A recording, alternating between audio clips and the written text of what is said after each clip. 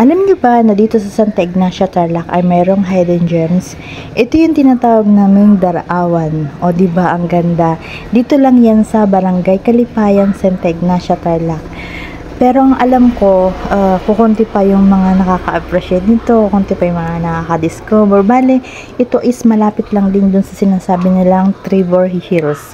So para sa akin, mas na-appreciate ko dito guys kasi bukod sa libre na libre sa ngayon, pero siguro wala pa nakakabili ng lupang to, at kaya sabi ko nga, since na naman share kami kahapon dito sa amin sa Nambalan, Santa Ignacia, Tarlac, saglit muna kami sa Darawan. Ito nga yung laging tinatambayan namin nun. So ito nga, ito pa rin yung guys yung naabutan namin at super ganda.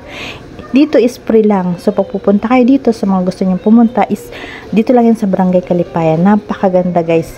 I think pwede rin mag-picnic at alam mo yun, siguro pag sunset, napakaganda. Super, ayan lang guys. Ang ganda, di ba? Sa mga nature's lovers dyan, o ayan, ma-appreciate nyo yan. Ako kasi gustong-gusto ko yung mga ganitong view.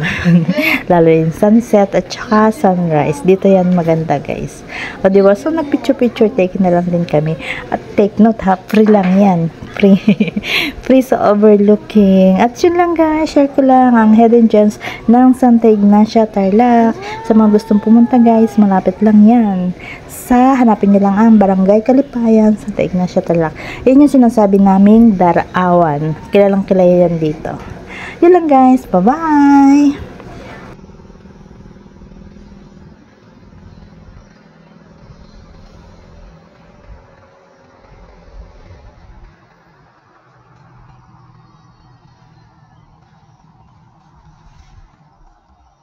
God,